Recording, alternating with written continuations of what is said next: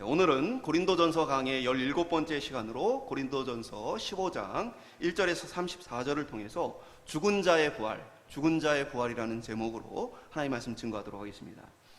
우리가 지난 시간에는 이제 사도 바울이 방언과 예언을 비교하면서 두 가지의 은사 중에 예언을 더욱 사모할 것을 권면하는 것을 살펴봤습니다. 그것은 바로 방언은 사람이 알아들을 수 없는 말이지만 그러나 예언은 사람들이 듣고 이해하고 또 교회와 많은 성도들이 유익을 얻을 수 있기 때문이다.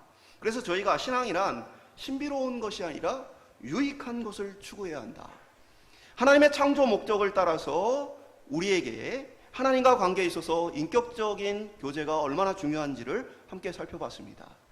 마치 우리에게 이 인격적인 부분들이 사라지고 어떤 초월적인, 초자연적인, 신비적인 어떤 그런 것만 남았다면 사실은 풀이나 짐승들과 별 다를 바가 없는 거죠.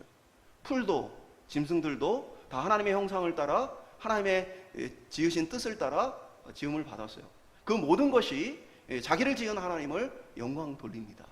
그러나 인간이 특별한 것은 하나님의 자기 형상, 곧 인격을 통해 하나님과 교제하도록 창조하였기 때문에 하나님을 인격적으로 높이고 하나님을 인격적으로 교제하는 것이 훨씬 더 깊고 중요한 신앙적인 차원이다 라고 설명을 드렸어요. 오늘은 이제 본문에서 사도 바울이 고린도 교회가 가지고 있던 또 다른 이제 문제에 대한 언급을 하고 있습니다. 그 문제에 대해서 15장 12절에 이렇게 기록을 해주고 있어요.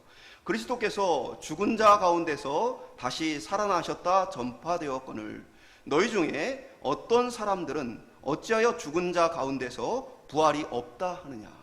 그러니까 고린도 교회 안에 일부의 성도들이 죽은 사람이 다시 부활하는 것은 없다라고 그들이 주장을 했다는 것이죠. 아마도 이 문제가 성도들 가운데 굉장히 깊은 갈등의 문제는 아니었던 것으로 봐요. 굉장히 중요한 문제임에도 불구하고 고린도전서에 많은 문제를 언급하고 마지막 부분에 와서 이것을 언급하는 것을 봤을 때는 심각한 정도의 갈등이 있었던 것은 아닌 것으로 보여집니다. 다만 이 부분에 있어서 꼭 언급이 필요했기 때문에 오늘 사도 바울이 기록을 해주고 있던 거죠. 고린도 교회는 이제 고린도 사회의 영향을 받고 헬라 문화의 영향을 받습니다. 그러다 보니까 헬라의 사상 속에서는 영육 이분법이라는 것이 자리 잡고 있어요. 곧 헬라의 그리스도 철학에 보면 이 플라톤의 사상을 따라서 당시 사람들은 영과 육을 철저하게 구분을 했습니다. 그래서 육체는 더럽고 추하고 악하고 한계를 가진 것으로 이해를 하고 반면에 영혼은 거룩하고 선하고 온전하고 완전한 것이라고 그들이 이해를 했습니다. 그래서 플라톤은 인간이 죽고 나면 그 영혼이 이데아의 세계에 간다고 했어요. 이데아의 세계란 뭡니까? 영혼이 거하는 완전한 세상을 얘기하는 것이죠. 어떻게 보면 이제 우리가 가지고 있는 이 천국이라는 개념하고 굉장히 비슷한 것처럼 보이지만 사실은 많이 다른 부분입니다. 그래서 이제 칼빈은 플라톤에 대해서 어떻게 평가를 했냐면 인간의 지식과 인간의 어떤 통찰력이라는 것이 정말로 그 하나님의 깊은 지식까지 다가가기는 하지만 그러나 플라톤을 봤을 때 플라톤과 같이 대단한 사람마저도 결국 진리의 구원을 얻는 데까지 이룰 수는 없다. 결국 비슷하게 그것을 추구하지만 그러나 구원 얻는 지식에 이룰 수 없는 한계를 가지고 있음에 대해서 이야기를 하게 되어집니다.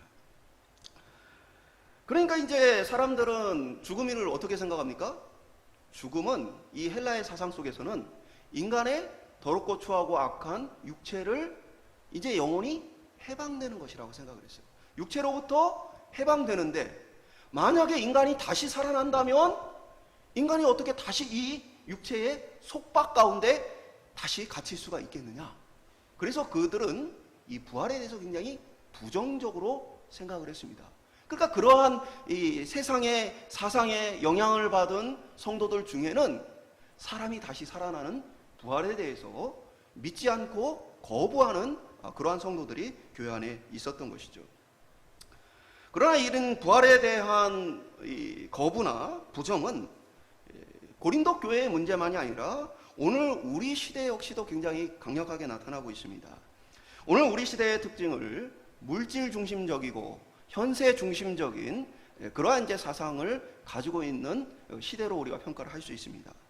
그래서 물질과 오늘 이 땅의 삶에 대한 현실에 대한 현재의 모습에 대한 이 모습으로 그 마음이 빼앗겨 있기 때문에 이 죽음이나 아니면 이 부활이나 이러한 것들에 대해서는 많은 사람들이 점점 관심을 잃어가고 있어요. 대표적으로 전도 폭발이라는 전 세계적으로 복음을 증거하는 이 도구가 있습니다.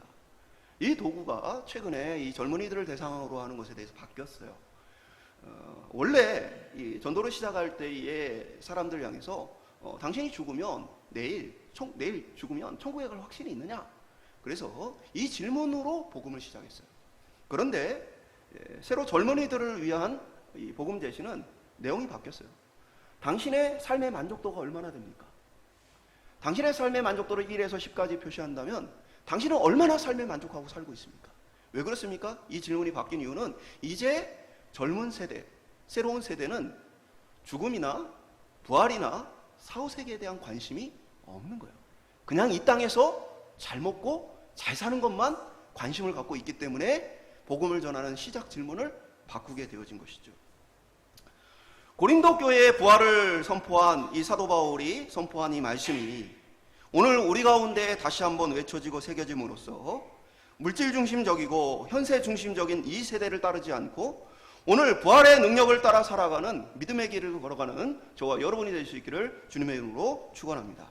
첫 번째 한번 따라해보겠습니다. 예수 그리스도의 부활. 사도 바울은 고린도전서 15장을 통해서 예수님의 부활에 대해 소개를 하고 있는데 소개하는 목적이 예수님이 부활하셨으니 그것이 당신들에게 어떤 영향을 미치느냐라는 이 순서가 아니고 부활을 믿지 않는 사람들에게 부활의 확실성을 설명하기 위해서 예수님의 부활을 소개를 하고 있어요. 그래서 먼저 1절을 보면 형제들아 내가 너희에게 전한 복음을 너희에게 알게 하노니 이는 너희가 받은 것이요 또한 그 가운데 선 것이라. 이것을 통해서 사도 바울은 내가 처음에 복음을 전할 때부터 예수님의 부활에 대해서 전달을 했다. 그리고 또 이 부활에 대해서는 너희 중에 많은 사람들이 믿고 있다. 그러니까 고린도 교회 성도들이 그 가운데, 그 믿음 가운데 서 있다는 얘기는 사실 많은 고린도 교회 성도들은 이 부활 신앙을 가지고 있었어요. 그렇기 때문에 교회에 심각한 갈등이나 문제가 되지는 않았던 거죠. 다만 일부의 성도들이 이것에 대해서 부정하고 있었던 거예요. 2절에 보면 너희가 만일 내가 전한 그 말을 굳게 지키고 헛되이 믿지 아니하면 그로 말미암아 구원을 받으리라. 이 말을 뒤집어 보면 이 부활에 대한 것을 믿지 않는다면 그렇다면 뭐예요? 헛되이 믿고 있는 것이며 구원을 받는 믿음이 아니다 라고 사도 바울이 얘기하는 거죠. 부활에 대해서 믿지 않는다면 그것은 헛되이 믿는 것이고 구원을 이룰 수 있는 믿음이 아니다 라고 얘기를 하고 있는 거예요. 그러니까 1, 2절을 통해 사도 바울은 부활이 얼마나 우리에게 중요한지에 대한 이야기를 먼저 얘기를 해요. 그러면서 이제 예수님의 부활을 가지고 그것이 얼마나 확실한지를 논리적으로 증명을 해주고 있습니다. 3절과 4절을 보면 예수님께서 성경대로 죽으시고 성경대로 사흘 만에 다시 살아나셨다. 첫 번째 증거는 뭐예요? 첫 번째 부활의 확실성은 성경에 기록되어 있다는 거예요. 그래서 예수님의 죽으심에 대해서는 이사야서를 비롯해 구약 곳곳에 예수님의 죽으심에 대해서 기록이 되어 있죠. 예수님의 부활에 대해서는 시편 16편 10절에 보면 이는 주께서 내 영혼을 수월에 버리지 아니하시며 주의 거룩한 자 곧 그리스도를 멸망시키지 않으실 것임이니이다. 그러니까 예수님을 죽음 가운데에 멸망 가운데에 버려두지 않으실 것이다 라는 이 말씀을 통해서 예수님의 부활에 대한 예언을 기록하고 있죠. 사도 바울은 부활을 어떻게 믿을 수 있느냐? 첫 번째 성경의 근거를 가지고 예수님께서 성경을 따라 죽었다가 다시 살아나셨음을 믿을 수 있다 라고 먼저 제시를 합니다. 두 번째는 5절에서 8절까지 부활을 목격한 증인들이 있다라는 이야기를 하는 거죠. 그 부활을 그들의 눈으로 본 사람들이 있다. 그렇기 때문에 이것은 믿을 수 있는 것이다. 그래서 게바 곧 베드로에게 보이시고 그 후에는 12제자에게 보이시고 그리고는 500여 형제에게 보이셨다. 사도행전 1장에 보면 예수님께서 죽으셨다가 부활하시고 또 40일간 이 땅에서 계시다가 하늘로 승천하시는 장면이 나와요. 그때 많은 사람들이 동시에 예수님의 다시 살아나셔서 승천하시는 모습을 목격하게 되어집니다. 사도 바울은 오늘 본문을 통해서 그들의 대다수가 지금까지 살아있다. 그러니까 목격자가 있다라는 것이 아니고 그 목격자의 대부분이 지금 살아있다. 그것을 본 사람들을 찾아가서 물어라. 그것이 진짜 예수의 부활이 있었는지 물으라 라고 사실은 말하는 것이죠. 그러면서 마지막으로 8절을 통해 맨 나중에 만삭되지 못하여 난 자와 같은 내게도 보이셨느니라. 사도 바울 자신도 바로 부활하신 예수님을 보았다라고 얘기하는 거죠. 여기서 만삭되지 못했다라는 표현은 사도 바울의 출생에 대한 얘기를 하는 게 아니고, 사도 바울이 만삭되지 못하고 일찍 태어났다는 얘기를 하는 게 아니고, 사도 바울이 다른 사람들에 비해서 자신은 보잘것이 없는 사람이다라는 겸손의 표현으로 이렇게 쓴 거예요. 왜 그렇습니까? 사도 바울이 원래 하던 일은 예수님을 만나기 전에 예수 믿는 사람들을 핍박하고 박해하는 일을 했어요. 그래서 그날도 예수님을 믿는 자들을 핍박하기 위해서 다메섹이라는 멀리 떨어져 있는 지역까지 예수님 믿는 자들을 붙잡으러 가던 길이었죠. 그때에 부활하신 예수님께서 사도 바울에게 나타나시죠. 사도 바울이 그때 예수님을 만나고 그의 인생이 완전히 바뀌게 되어집니다. 그래서 사도 바울은 게바에게도 보이시고 12제자에게도 보이시고 500여 형제에게도 보이셨고, 심지어는 나같이 예수님을 박해하고 핍박하는 자에게까지 보여주셨다. 내가 보았다 라고 증언하게 되어지는 것이죠. 10절을 통해 그러나 내가 나 된 것은 하나님의 은혜로 된 것이니 내게 주신 그의 은혜가 헛되지 아니하며 내가 모든 사도보다 더 많이 수고하였으나 내가 한 것이 아니요 오직 나와 함께 하신 하나님의 은혜로라. 그러니까 마지막으로는 사도 바울이 뭐냐면 자신의 삶의 변화를 통해서 이 부활을 증거하는 거예요. 그러니까 자신은 어떤 사람이에요? 예수님을 박해하던 자예요. 예수 믿는 사람들을 붙잡던 자였어요. 그런데 자신의 삶이 다시 살아나신 그 예수님을 만나고는 완전히 바뀌었다는 것이죠. 그러면서 자신이 다른 사도들보다 더 많이 수고하였다. 실제로 사도 바울의 이 수고 헌신은 우리가 많은 성경을 통해 알 수 있죠. 예수의 복음을 증거하기 위해서 두들겨 맞고 감옥에 갇히고 또 채찍질 당하고 그리고 여러 풍파와 죽음의 위기를 만나게 되어지죠.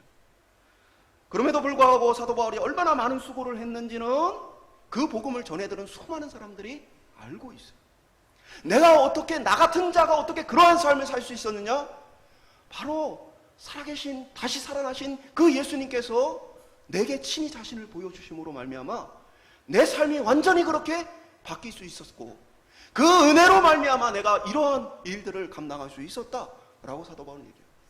변화된 나의 삶이 바로 예수 그리스도의 부활 때문이다, 사도 바울은 증거하는 것입니다. 사랑하는 여러분, 예수님은 죽으시고 다시 살아나셨습니다. 그럼에도 불구하고 어떤 이들은 예수님께서 기절하셨다가 다시 깨어나는 것이다. 어떤 이들은 예수님을 닮은 사람이 대신 죽은 것이다. 여러 가지 방법으로, 수많은 방법으로 예수님의 죽으심과 부활을 부정하고자 하지만 예수님을 버리고 도망했던 그 제자들의 삶을 통해서 예수님의 다시 살아나심은 너무나 확실하게 증명되어지죠. 저는 개인적으로 이런 생각을 해요. 예수님의 제자들이 예수님께 십자가에 붙잡혀 죽으실 때 배신하지 않았다면 사람들은 예수를 추종하는 애들이 참 독하다, 정말 그 한번 그렇게 예수를 믿었던 그 생각이 잘 바뀌질 않는구나 라고 생각할 수 있어요. 그런데 예수님의 제자들은 예수님께 십자가에 달리실 때 다 어떻게 했어요? 배신했어요. 이미 예수님을 버렸어요. 근데 예수님을 버렸던 그들이 어떻게 다시 예수님을, 심지어는 이미 죽고 없어진 그 예수님을 다시 따르며 수많은 제자들이 박해와 순교를 감당할 수 있었느냐? 그것은 그들이 다시 살아나신 예수님을 직접 보고 경험했기 때문에, 그 확실함 때문에 이전에는 예수님이 따르는 것이 두렵고 그래서 예수님 배신했지만 부활의 그 소망으로, 부활의 그 확실성을 가지고, 부활의 믿음을 가지고 이들이 자신의 삶을 바칠 수 있었다는 거죠. 이것도 우리에게 부활의 확실성을 분명하게 알려주고자 하는 하나님의 섭리가 아닌가라는 생각을 하게 되어져요. 사랑하는 여러분, 예수님은 죽었다가 다시 살아나셨습니다. 그것은 성경이 확실하게 증거하고 있고 수많은 증인들이 증거하고 있고 무엇보다 예수님의 이 부활을 목격한 사람들의 삶의 변화를 통해 증언하고 있습니다. 오늘 저와 여러분이 예수님의 이 부활을 믿고 따를 수 있기를 주님의 이름으로 축원드립니다. 두 번째 한번 따라 보겠습니다. 죽은 자의 부활. 오늘날 우리 시대에는 물질주의, 현세주의가 매우 강하기 때문에 사람들이 죽음에 대해 사실 크게 관심이 없습니다. 이 땅의 삶에만 굉장히 많은 관심을 가져요.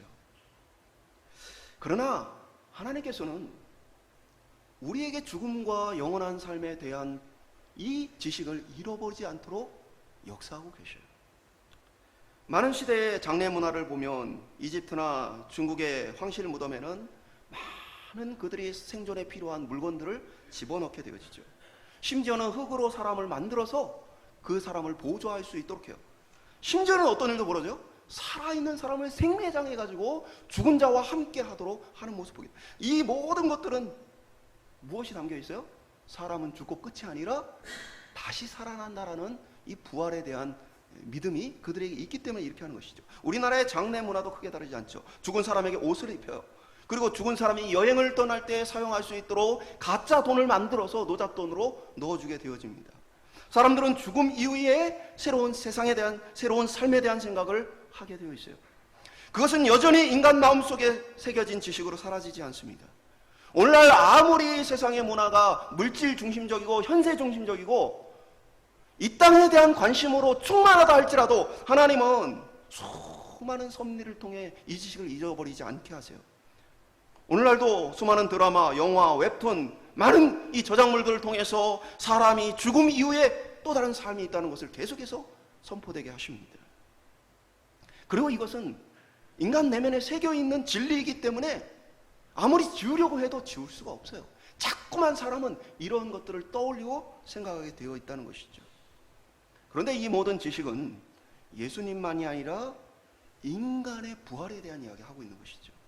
오늘 사도 바울이 예수님의 부활에 대해서 증언한 이유는 예수님뿐 아니라 바로 죽은 사람, 죽은 우리 역시 부활할 것이라고 말하기 위해서예요. 그래서 바울은 예수님의 부활을 소개하고는 예수님의 부활과 같이 죽은 자의 부활이 있다라는 선언을 하고 있는 것이죠. 오늘 12절과 13절에 보면 그리스도께서 죽은 자 가운데 다시 살아나셨다 전파되었거늘 너희 중에 어떤 사람들은 어찌하여 죽은 자 가운데서 부활이 없다 하느냐. 만일 죽은 자의 부활이 없으면 그리스도도 다시 살아나지 못하셨으리라. 16절에 똑같이 얘기해요. 죽은 자가 다시 살아난 일이 없다면 그리스도도 다시 살아난 일이 없었을 터이요. 한마디로 얘기해서 그냥 예수님이 죽었다가 살아난 것처럼 우리도 살아난다는 얘기를 하는 게 아니고 우리의 다시 살아남이 있기 때문에 예수님께서 죽었다가 살아나셨다는 거예요. 이것은 예수님의 부활이란 건 꼭 필요한 것이다. 우리에게 있어서 꼭 필요한 것이었다라고 이야기를 해주고 있는 것입니다. 많은 사람들은 특히 신앙인들 중에서도 예수님의 십자가에 대해서는 굉장히 중요하게 생각하면서도 예수님의 부활 또는 우리의 부활에 대해서는 마치 십자가의 부록인 것처럼 그 중요성을 알지 못하는 사람들이 많이 있어요. 근데 오늘 본문을 보세요. 사도 바울이 부활에 대한 이야기를 하면서 부활이 얼마나 중요한지에 대해서 어떻게 말해요? 부활이 없다면, 부활을 믿지 않는다면 우리의 믿음이 헛되다.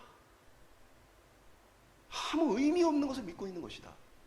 우리를 구원에 이르게 할 수 있는 참된 믿음이 될 수 없다. 라는 이야기 지금 하고 있는 것이죠. 17절에 이렇게 기록하잖아요. 그리스도께서 다시 살아나신 일이 없으면 너희의 믿음도 헛되고 너희가 여전히 죄 가운데 있을 것이요. 믿음 헛되다는 거예요. 부활신앙이 없다면 믿는 거는 아무런 의미가 없다라고까지 얘기를 하고 있어요. 그러면서 한 가지 더 얘기하죠. 만약에 부활이 없다면 너희가 여전히 죄 가운데 있을 것이요. 사랑하는 여러분, 우리가 예수님을 믿고 예수님의 십자가에서 예수님께서 우리의 모든 죄를 대신 담당하셨습니다. 그럼 여러분은 의롭게 되었습니까? 여러분은 더 이상 죄를 짓지 않는 의로운 사람이 되었습니까?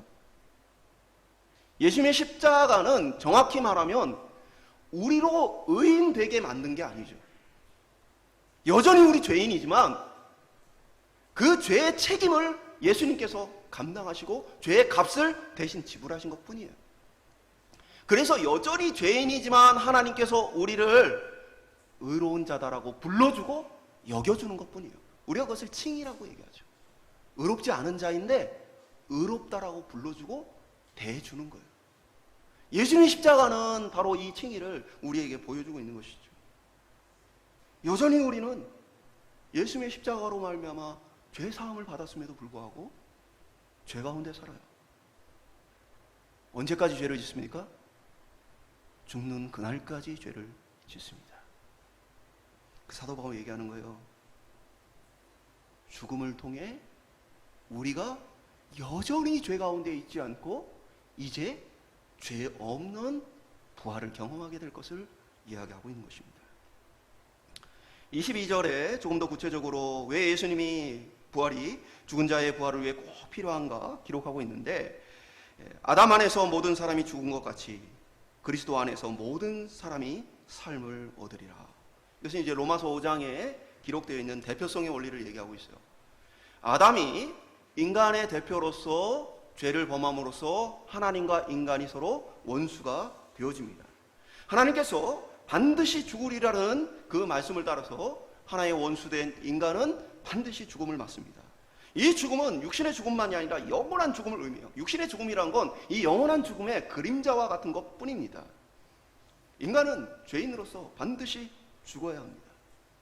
그런데 아담이 인간의 대표인 것처럼 오늘 본문은 뭐예요? 예수님께서 또한 우리의 대표시라고 해요. 예수님께서 인간의 대표로서 뭐예요? 죽음을 당하시고, 그리고 또 뭡니까? 죽음을 이기시는 승리로서 부활하셨다는 거예요. 그러니까 예수님은 죽지 않는 것으로 죽음을 이기지 않고 죽음에서 다시 살아나는 것을 통해서 죽음을 이기셨어요. 그리고 그것은 인간의 대표로서 우리에게 행하신 일이죠. 그와 같이 예수 그리스도의 다시 살아나심 안에서 우리가 생명과 삶을 얻었다는 얘기는 뭡니까? 우리 역시 다시 살아남을 통해서 이제는 더 이상 죄 가운데 속박당하지 않고 죄의 지배를 받지 않는 거룩하고 의로운 승리의 부활을 맛보게 될 것에 대한 이야기를 하고 있는 것이죠. 바로 그것을 위해서 예수님이 우리의 부활 위해서 그것을 가르치고 알리고 인간의 대표성을 이루시기 위해서 죽었다가 다시 살아나셨다고 사도 바울이 선언을 하고 있는 것이죠. 우리는 그렇기 때문에 죽음에 대해서도 다시 생각을 해야 돼요. 죽음이란 뭡니까? 부활을 의미하는 거예요. 그런 면에서 죽음은 두려움이 아니고 우리에게는 기대와 소망이 되어집니다. 그리스도께서 다시 살아나신 것 같이 우리를 다시 살리실 때에는 우리가 아무런 죄가 없는 의로운 모습으로 부활하게 되어질 것이에요. 그렇기 때문에 저는 이 죽음을 기다려요. 되도록이면 죽음이 좀 빨리 찾아왔으면 좋겠다는 소망을 갖고 살아갑니다. 여러분, 오래 살고 싶으세요? 오래 살고 싶은 건요, 예수 잘못 믿고 있는 겁니다. 우리는 죽음만을 기다리는 게 아니라 죽음을 통한 그 부활을 기대하고 소망하며 살아가는 사람들이에요. 근데 죽음을 두려워하거나 죽음을 멀리한다는 의미는 이 부활에 대한 확실과 소망의 믿음을 저버리고 있다는 증거예요. 사도 바울도 그런 고백을 했어요. 사도 바울이 로마 황제의 재판을 앞두고 있는 상황에서 그 판결의 결과에 따라 살 수도 있고 죽을 수도 있는 그 문 앞에서 빌립보 교회의 성도들에게 이렇게 편지를 씁니다. 빌립보서 1장 23절은 내가 그 둘 사이에 끼었으니, 그 둘은 뭡니까? 사느냐 죽느냐, 이 둘 사이에 끼어 있다는 거예요. 차라리 세상을 떠나서 그리스도와 함께 있는 것이 훨씬 더 좋은 일이라 그렇게 하고 싶으나. 그러니까 이 두 가지 중에 뭘 원한다는 거예요? 세상을 떠나서 그리스도와 함께 하는 것, 죽음을 원한다는 거예요. 내가 사형 판결을 받고 죽는 것을 기대하고 죽는 것이 내게 더 좋은 것이라 그렇게 하고 싶다라고 얘기를 하죠. 그러면서 이어지는 말씀 24절에 보면 내가 육신으로 있는 것이 너희를 위하여 더 유익하니라. 그러니까 자신의 개인적인 바람으로는 사형을 언도받고 죽어서 예수님과 함께하는 것이 너무나 원하는 바이지만, 그러나 내가 살아서 성도들과 함께하는 것이 더 유익한 일이기 때문에 내가 그것을 따른다라고 얘기하는 거죠. 우리가 살아가는 이유는요, 하나님의 뜻과 그 계획하심을 따라서 하나님께서 우리에게 이 땅에 하시기 원하시는 그 사명을 위해 살아가는 거예요. 그가 우리에게 충성을 요구하시기 때문에 이 땅에서 충성하며 우리에게 맡겨진 임무를 행하는 것입니다. 그러나 때가 되면 우리는 죽음의 문을 통해 부활하게 되어집니다. 사랑하는 여러분, 우리의 죽음은 부활을 위한 문이에요. 오늘 저와 여러분이 부활신앙을 가지고 살아가길 소망합니다. 죽음을 이기신 예수 그리스도의 승리의 부활을 생각하며 죽음을 두려워하지 않고 부활의 승리를 기대하며 살아갈 수 있기를 주님의 이름으로 축원드립니다. 이게 중요해요. 저는 쉽게 좀 이런 예를 드릴 수 있어요. 우리가 어디 여행을 갈 때에 내비게이션에 목적지를 설정하고 그것을 따라서 길을 가게 되어지죠. 목적이 어디예요? 바로 우리는 그 부활을 목적으로 두고 가는 거예요. 마치 목표가 여기면 거기를 가는 길은 그 목표에 따라서 바뀌어지게 되어지는 거죠. 그래서 부활신앙을 갖고 살아가는 사람은 계속해서 현세의 삶 속에 부활을 목표로 삼고 달려가게 되어 있어요. 그러나 이 부활신앙, 인생의 목적지가 없고 목표가 없는, 믿음의 구원의 신앙이 없는 사람들은 뭡니까? 그냥 그 순간순간 내 눈앞에 펼쳐진 좋은 것들을 따라 방향 없이 살아가고 있다는 것이죠. 그냥 여기가 좋으면 여기 들리고, 저기가 좋으면 저기에 들리고, 이쪽 길이 험하면 좀 더 쉬운 길을 가고, 그렇게 살아가는 인생의 삶, 그것은 그리스도인의 삶이 아니라는 거죠. 그리스도인의 삶은 무엇이 목표로 삼아져 있어야 됩니까? 바로 이 부활신앙이 확실한 목표로 삼아져 있어야 돼요. 날마다 이 부활신앙을 바라보며 지금 내가 그 부활신앙을 향해, 그 부활의 목적지를 향해 달려가고 있는가 점검해야 한다는 사실이죠. 오늘 저와 여러분이 이 부활신앙을 갖고 부르심을 따라 살아갈 수 있기를 주님의 이름으로 축원드립니다. 마지막으로 따라해 보겠습니다. 부활신앙의 능력. 바울은 이 부활신앙이 우리의 삶을 변화시키는 능력이라고 소개를 하고 있습니다. 그러면서 만약에 이 부활을 믿는 믿음이 없다면, 고린도전서 15장 19절 통해 이렇게 얘기해요.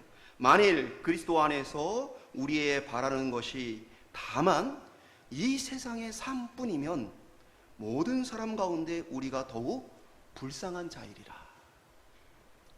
부활이 없다면 우리가 가장 불쌍한 삶을 살아가고 있다. 왜 그래요? 여러분, 휴일 아침에 일찍 교회에 나와서 뭘 하고 있습니까? 심지어는 시간뿐 아니라 헌금까지 내가면서 뭘 하고 있습니까? 놀고 싶고, 먹고 싶고, 쉬고 싶고, 세상의 즐거운 것들을 다 제쳐두고 뭘 하고 있습니까? 부활을 믿지 않는 그 사람의 삶처럼 만약에 부활이 없다면 우리처럼 불쌍한 사람이 없죠. 세상 사람들은 우리를 보며 불쌍하게 생각합니다. 그러나 우리는 반대로 그 부활의 날을 생각할 때에 믿지 않는 저들의 지옥을 바라보며 저들을 불쌍하게 생각합니다. 한마디로 부활신앙은 우리의 삶을 바라보는 모든 관점을 바꾸게 되어 있어요. 이 세상이 전부인 줄 알고 살아가는 사람과는 우리는 도저히 똑같은 삶을 살아갈 수 없다는 얘기입니다. 실제로 바울의 인생은 예수를 믿은 후에 인간적으로 보면 너무나 비참했죠. 바울이 어떤 사람입니까? 로마 시민권을 가졌던 사람이에요. 풍부한 지식을 가졌던 사람입니다. 민족의 지도자로 세워질 가능성이 많은 젊은이였고, 지식이 얼마나 뛰어났는지 왕이 사도 바울에게 말하기를, 네가 너무나 지식이 많아서 미쳤구나, 너무나 배운 것이 많고 너무나 아는 것이 많아서 미쳤구나 라고 인정할 정도의 지식을 가졌던 사람이었어요. 권력자 역시도 너는 언제부터 로마 시민이냐? 나는 태어날 때부터 로마 시민이었다. 그 당시에 권력자들도 많은 사람들이 돈을 주고 로마 시민권을 겨우 얻었는데, 사도 바울은 그 가문 자체가 로마의 시민권을 획득하고 있는 특별한 권세를 가진 가문이었어요. 인생의 모든 성공이 보장되어 있던 삶이었어요. 어느 정도였습니까? 사도 바울은 바리새인이었습니다. 그런데 예수를 믿는 자들을 핍박하겠다고 사두개인들에게, 제사장에게 요청했을 때에 그들이 바리새인인 바울에게 사람들을 내어줄 정도로 많은 신임을 받고 있고 영향력을 갖고 있고 인정받고 있던 사람이 바울이었어요. 인생의 모든 성공을 그가 뭐라고 얘기합니까? 예수를 믿고 난 이후에는 내가 배설물과 같이 여겼다라고 얘기를 합니다. 왜 그의 삶이 그렇게 바뀌어졌습니까? 그는 예수를 믿고 난 이후에 그의 삶은 완전히 바뀌었어요. 이제는 많은 사람들이 그를 죽이려 하고 때리고 핍박합니다. 수많은 위기와 어려움을 겪어요. 결혼도 하지 않고 혼자 살아왔어요. 그리고 심지어는 성도들마저도, 믿는 사람들마저도 바울은 사도가 아니다라는 비난을 들어야 했어요. 부활이 없다면 이 땅에서의 모든 고난이, 사도 바울의 인생이 얼마나 불쌍한 것이 되겠습니까? 그러나 사도 바울은 그러한 삶을, 부활신앙을 가지고 살았습니다. 고린도서 15장 31절은 형제들아 내가 그리스도 예수 우리 주 안에서 가진 바 너희에 대한 나의 자랑을 두고 단언하노니 나는 날마다 죽노라. 죽는다는 말은 무슨 의미일까요? 이어지는 32절의 문맥 속에 이렇게 표현되어 있죠. 내가 사람의 방법으로 에베소에서 맹수와 더불어 싸웠다면 내게 무슨 유익이 있었으리요? 죽은 자가 다시 살아나지 못하면 내일 죽을 터이니 먹고 마시자 하리라. 무슨 얘기예요? 사도 바울이 에베소에서 복음을 전했을 때는요, 도시 전체가 휘청할 정도로 어마어마한 복음의 역사가 나타나게 되어집니다. 어느 정도였느냐? 우상을 만들어 파는 사람들이 야, 이러다가 다 예수 믿고 나면 우리가 이 우상 만들어 파는 이것으로 먹고 살 수가 없겠구나 해서 사도 바울을 모함해서 핍박하고자 하죠. 그때 그 상황 속에서요, 사도 바울이 수많은 사람들이 그 예수를 따르고자 하는 그 문화 속에서 야, 저 우상 숭배하는 자들, 저 우상 만들어 파는 자들을 잠잠케 해라 한마디만 해도 어마어마하게 이 복음을 따르는 사람들이 그들을 물리적으로 제압해버릴 수 있었어요. 근데 사도 바울이 뭐예요? 예수의 복음을 위해서 그들에게 끌려가는 거죠. 내가 왜 그 치욕을 참고 그 위험을 참고 그 어려움을 참았느냐? 바로 내가 부활을 믿기 때문이다라고 얘기하는 거예요. 그리고 또 동시에 뭡니까? 만약에 내일 죽고 다시 살아나는 것이 없다면 어떻게 해요? 잘 먹고 잘 살자, 이렇게 살지 않았겠느냐라고 얘기하는 거죠. 사랑하는 여러분, 이 땅에서 잘 먹고 잘 살겠다는 마음 가진 분들은 예수 믿는 거 아닙니다. 오늘 사도 바울이 얘기하잖아요. 만약에 부활이 없다면 내가 어떻게 했으리라? 먹고 마시자. 이 땅에서 잘 먹고 잘 사겠다는 목표를 가지고 있는 분은 예수 믿는 거 아닙니다. 구원 얻을 수 없습니다. 부활에 대한 신앙을 갖지 않은 것입니다. 사도 바울이 나는 날마다 죽는다는 말의 의미가 뭡니까? 인간적인 욕망을 포기하는 거예요. 내가 언제든지 말 한마디만 하면 나를 핍박하는 자들을 다 제압해버릴 수 있지만 복음을 위해 핍박받겠다는 거죠. 오늘 먹고 마시고 이 땅에 누릴 수 있는 많은 것들에 대한 인간적인 욕망이 있지만 내가 부활을 생각할 때 먹고 마시자 하면서 살아갈 수 없다라고 증거하고 있는 것이죠. 날마다 죽는다는 말은 날마다 자신의 욕망과 인간적인 마음을 죽인다는 말이에요. 근데 재밌는 건 무엇입니까? 중요한 게 뭐예요? 그러면 나는 날마다 죽는다라고 말하지 않고 나는 날마다 인내한다, 나는 날마다 참는다 라고 표현하는 게 맞잖아요. 근데 사도 바울이 왜 나는 날마다 죽는다라는 이 표현을 썼을까요? 그것은 죽음을 통해 지금 계속 뭘 바라보고 있는 거예요? 부활을 바라보고 있는 거예요. 나는 날마다 죽음으로써 그 다시 살리실 그리스도의 그 약속을 바라보고 있다. 나는 날마다 죽음을 통해 그리스도께서 다시 살리실 그 믿음을 바라보고 있다 라고 지금 선언하고 있는 것이죠. 그러면서 바울은 그리스도의 재림과 더불어 그의 왕되심을 바라봐요. 28절에 보면 만물이 그에게 복종하게 하신다. 그리스도의 재림과 더불어 만물이 그리스도의 발 앞에 복종하게 될 것에 대해서 이야기하고 있습니다. 부활의 그날에, 주님의 재림의 그날에 모든 것이 주님 앞에 복종하게 되어질 때 나로 하여금 내 몸을 거룩하고 온전하고 완전한 것으로 바꾸어 그의 보좌에 함께 앉혀주실 그날을 기대하는 것이죠. 그것을 생각할 때 지금의 눈앞에 있는 이 땅에서의 잘 먹고 잘 사는 것, 나의 어떤 욕망과 나의 자존심과 나의 명예를 드러내는 것들이 설 자리를 잃게 되어지는 것이죠. 사랑하는 여러분, 오늘 우리가 부활신앙을 통해서 오늘 우리가 이 땅에서 어떻게 살아갈 것인가, 부활의 믿음이 우리의 삶 가운데 어떻게 역사하는가, 내가 정말 이 부활을 소망하고 바라보고 있는가, 다시 한번 점검하고 돌아볼 수 있기를 주님의 이름으로 축원합니다. 말씀 맺도록 하겠습니다. 예수님 부활하셨습니다. 성경대로 또 많은 증인들 앞에, 그리고 그 부활을 고난과 순교로 입증한 수많은 사람들이 있습니다. 우리 예수님의 부활은 곧 죽은 자의 부활에 대한 약속입니다. 예수님께서 첫 열매가 되시고 우리는 그것을 따라 함께 부활할 약속을 받은 사람들입니다. 그리고 그때에 예수님은 만물을 그 발 아래 두실 것입니다. 우리는 예수님의 부활하심을 따라 이제는 다시는 죄가 지배하지 않은 완전한 의로운 몸으로 변화될 것입니다. 오늘 우리가 눈물 흘리고 고통받고 아파하는 것, 때로는 나의 죄인된 그 모습 때문에 나로 인해서 실망하고 낙심하는 그 모든 모습까지도 그날에 완전하게 변화될 것입니다. 그리고 그의 영원하신 통치에 참여하게 될 거예요. 오늘 우리가 부활을 생각할 때에 우리가 이 땅에 오늘의 믿음을 지켜갈 수 있습니다.